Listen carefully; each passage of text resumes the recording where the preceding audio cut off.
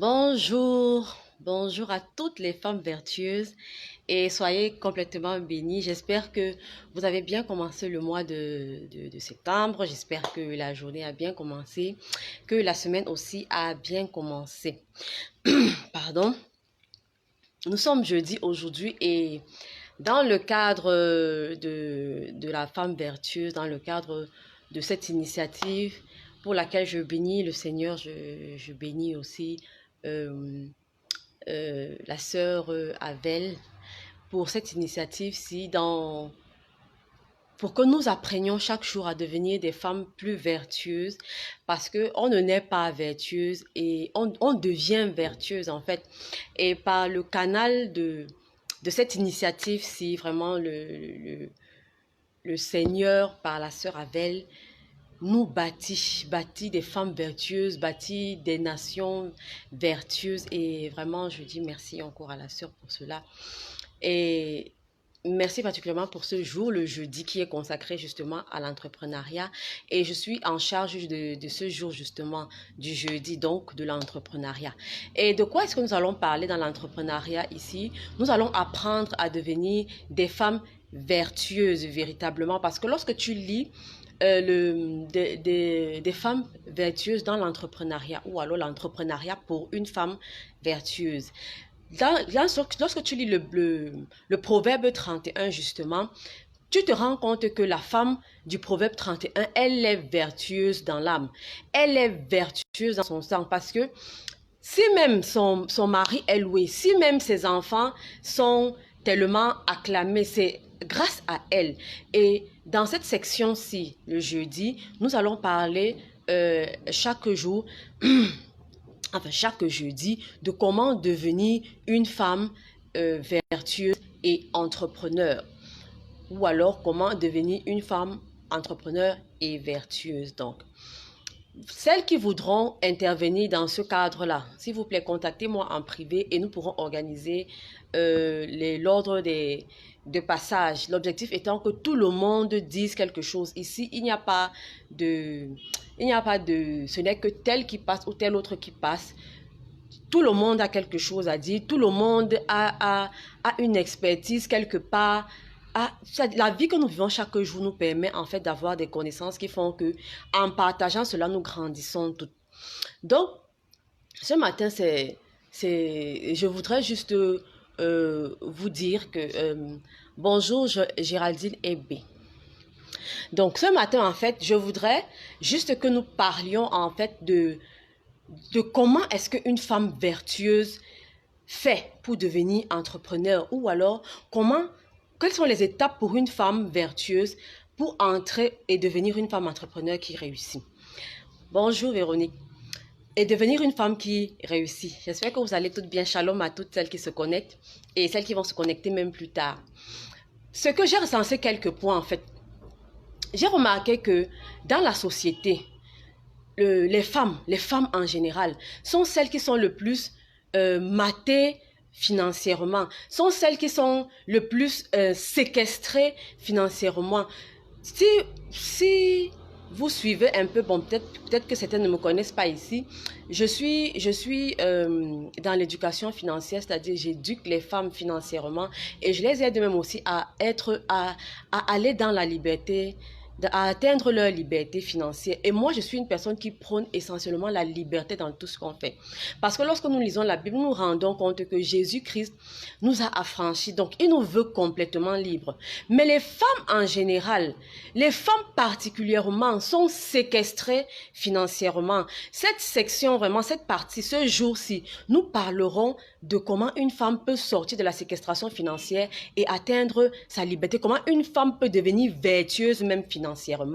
Donc, il est question ici que nous allions vers la liberté, que nous devenions des femmes complètement libres, que nous devenions des femmes indispensables dans la société, indispensables dans nos foyers. Ces femmes, comme la femme vertueuse du proverbe 31, qui est louée par son mari, qui est admirée par ses enfants. Regardez, lorsque vous regardez bien, la femme vertueuse est une entrepreneur née. Elle pense à un champ, elle acquiert, elle est comme un habit marchand. C'est une femme qui a plusieurs casquettes. toi et moi, en tant que femmes vertueuses, nous devons avoir plusieurs casquettes, par exemple. Et la première chose pour arriver à devenir entrepreneur, c'est d'abord sortir des dettes. Les femmes sont trop endettées. Les femmes sont trop endettées et elles pensent que pour peut-être lancer une activité, il faut par exemple partir emprunter de l'argent. Parce que nous sommes des femmes vertueuses selon Christ, la Bible nous dit que nous allons prêter aux nations et nous n'allons pas emprunter. En tant que femme vertueuse, je t'en supplie, commence. La première chose que tu dois prendre en compte, c'est de d'abord sortir des dettes. Le premier pas vers la liberté. Le premier pas vers la liberté financière, c'est d'abord de sortir de tes dettes. Il faut sortir au maximum des dettes parce que la dette t'empoisonne la vie. Tu penses que tu as plus d'argent alors que non. Tu es en train de t'enfoncer tu es en train de t'enfoncer dans un trou vraiment qu'on ne sait même pas comment tu vas faire pour avancer. Les femmes sont toujours en train de prendre de l'argent ici pour payer une dette là-bas, alors que ce n'est pas ça.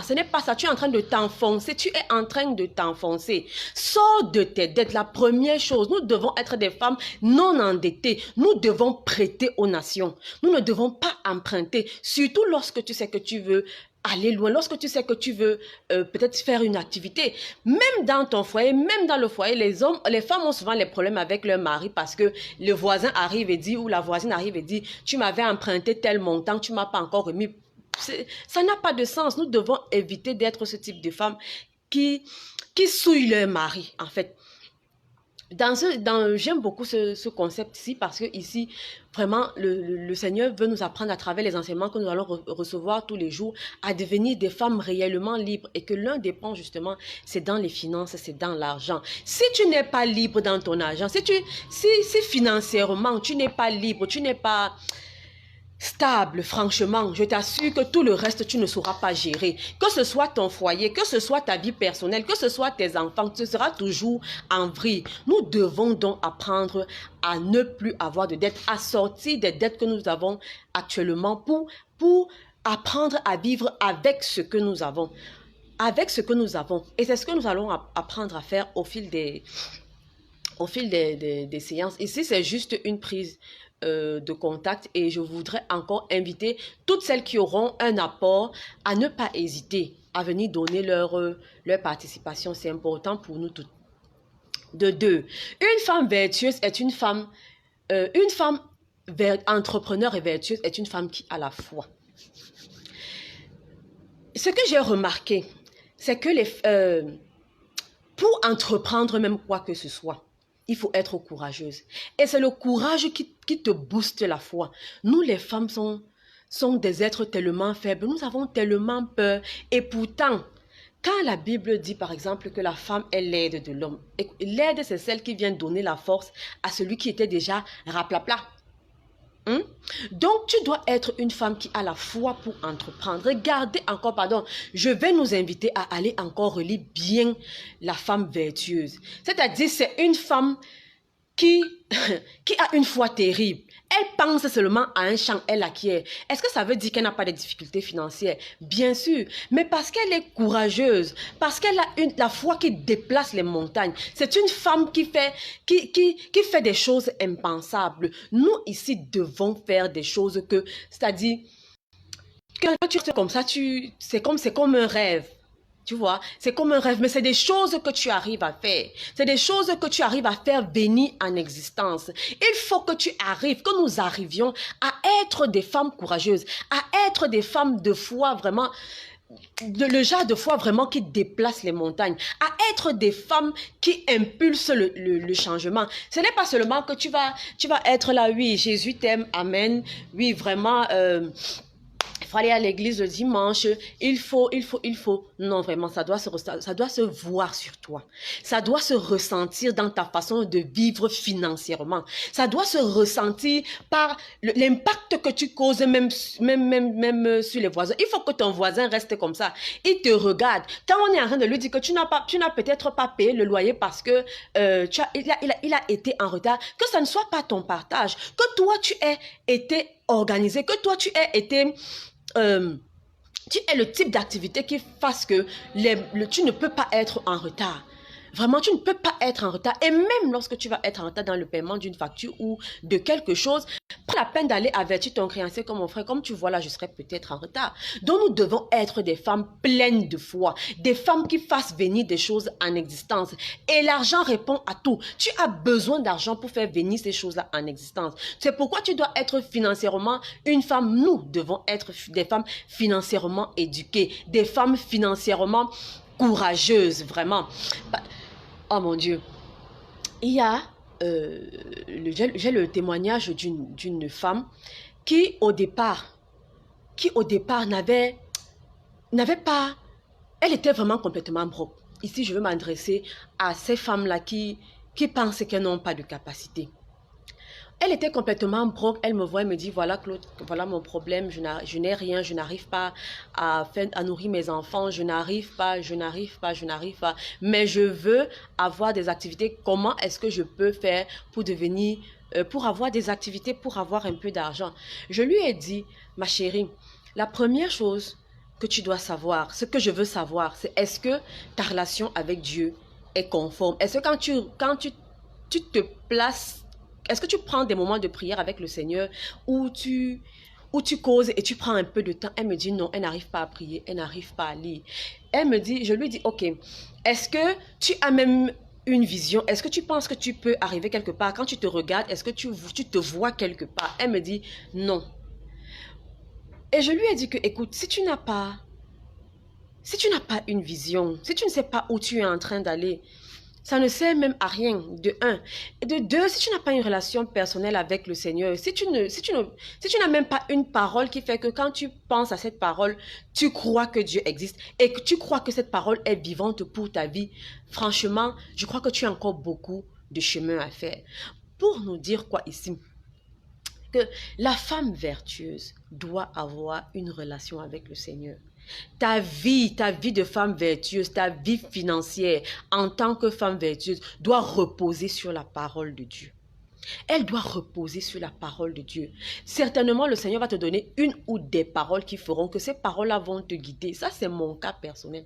Ça, c'est mon cas personnel où le Seigneur te donne une parole puissante. Il te dit par exemple que tu n'emprunteras pas, tu prêteras aux nations. Il te dit encore que l'argent répond à tout. Il te donne même l'exemple de la femme vertueuse où nous sommes ici là. N'est-ce pas? Il faut apprendre en tant que femme vertueuse, je t'en prie, à chercher Dieu dans tes finances, à donner à Dieu la place dans tes finances. J'entends des femmes qui me disent que oh, elles ne peuvent pas, elles sont arrivées au niveau où elles sont arrivées par leur propre force. Dieu n'a pas intervenu. Je dis vraiment gloire à Dieu pour toi. Mais pour des gens comme moi et toi, hein, je crois que nous avons besoin de Dieu dans nos finances. Donc, s'il te plaît, la priorité doit être à Dieu dans tes finances. La priorité doit être à Dieu. Tu dois avoir une parole que quand tu lis cette parole, par exemple, tu sais qu'elle t'est particulièrement adressée. Le cas de la femme du Proverbe 31, vraiment, je bénis encore le Seigneur pour cette initiative. Le cas de la femme du Proverbe 31, c'est une femme qui a de l'argent, qui est même milliardaire. Parce qu'une femme qui pense à un champ, elle acquiert. C'est une femme qui a toutes ses activités. C'est une femme qui a une relation particulièrement, une relation particulièrement unie, si ça se dit, avec le Seigneur. Particulièrement forte avec Dieu. C'est pas une femme qui s'élève comme ça, qui commence à faire des choses. C'est une femme qui te place d'abord devant le conseil, qui demande le conseil à l'Éternel et qui applique les conseils que Dieu lui donne. Ça peut être toi par toi-même, ça peut être par une tierce personne, ça peut juste être par des idées. Moi, ça c'est par exemple mon cas. Quand je prie à Dieu quelque chose, je reçois des idées, beaucoup d'idées qui arrivent, que pour arriver à tel endroit, il faut que, enfin, les idées viennent et j'ai directement le canevas même pour arriver à ces idées-là, pour que ces idées-là voient le jour et pour que ces choses commencent à naître. Dans ce cas, si je vais interpeller toi, la femme, ici, si tu ne payais pas encore ta dîme, paye la dîme. La femme vertueuse est celle qui respecte les principes du Seigneur dans ses finances. Paye la dîme. Apporte tes offrandes. Paye même les sacrifices. Je ne sais pas si on paye les sacrifices ou si on prend des sacrifices, mais honore les sacrifices que tu as pris. Et aide les nécessiteux. Je t'assure que ta vie financière va décoller comme pas possible. Ta vie financière va décoller comme pas possible. Dès que j'ai un peu d'argent, la première chose que je fais, c'est enlever d'abord la dîme. Si j'ai commencé une activité, le premier revenu que j'ai, j'apporte d'abord mon prémisse. Le prémisse va te protéger. La dîme va te protéger. C'est clair dans Lévitique, Nombre ou le livre de Lévitique, je ne maîtrise pas trop. Le Seigneur parle du prémisse. Il dit que apporte le prémisse de tout ton revenu. Dès que tu as une nouvelle activité, ma soeur, je t'en supplie, prends ton prémisse et apporte. Je te dis que et s'il te plaît, n'apporte pas ce qui est boiteux. Vraiment, prends ton prémisse. Ce qui fait, c'est-à-dire, le fruit de ton premier travail, apporte cela à Dieu, je t'assure, tu vas voir les miracles. Tu vas voir les miracles. Ensuite, la dîme. Chaque fois que tu as un revenu, tu enlèves le 10% et tu apportes cela, soit un homme de Dieu, soit dans l'assemblée à laquelle tu vas. J'aime un témoignage par rapport à la dîme. En 2009, je travaillais dans un restaurant. Et j'étais serveuse en fait. Et pendant le service, ce jour-là, il y avait beaucoup de clients. Et j'ai fait un déficit de 72 000, je me rappelle très bien du montant. Ce mois-là, je ne savais pas que je n'ai pas... Pas que je ne savais pas, j'avais eu tellement de problèmes que je n'ai pas payé la dîme. Alors, je travaille ce jour, je fais une grosse perte de 72 000 sur une recette de 240 000 et poussières. J'ai un déficit de 72 000.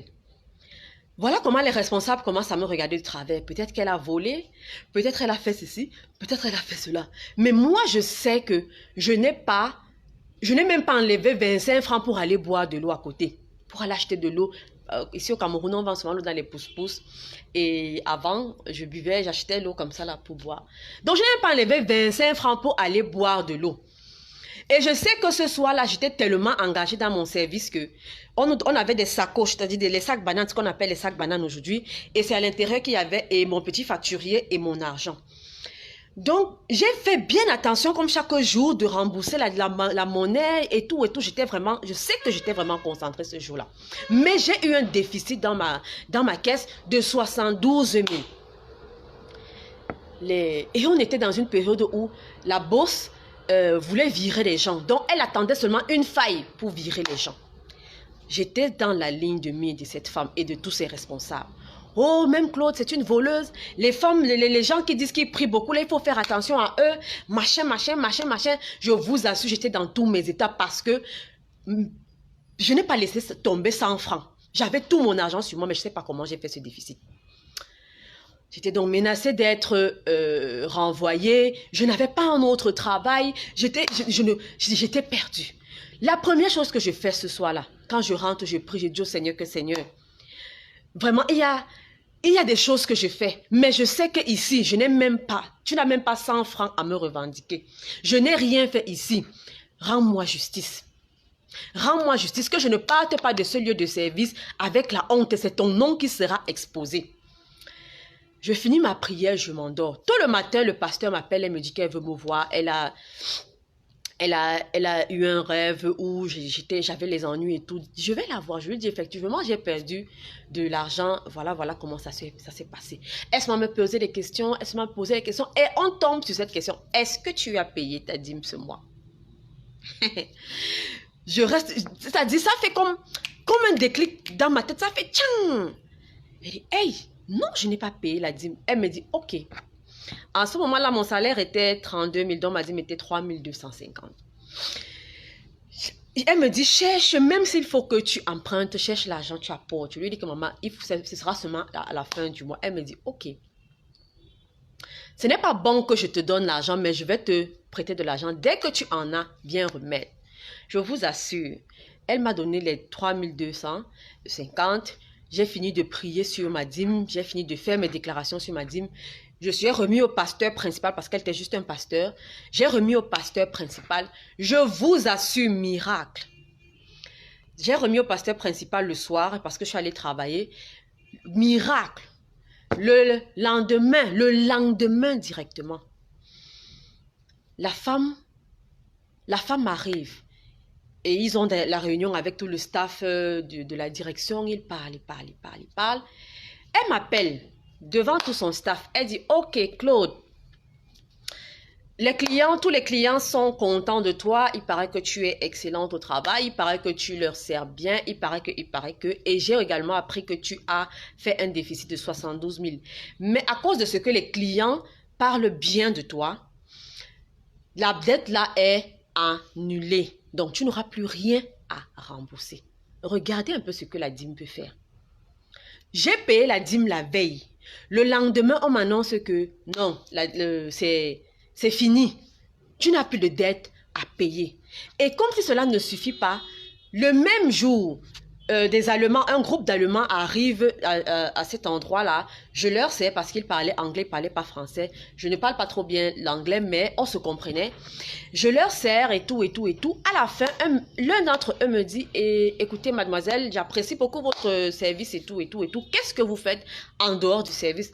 Je lui dis que je suis comptable et tout. On échange les contacts, machin. Et on était comme le 8.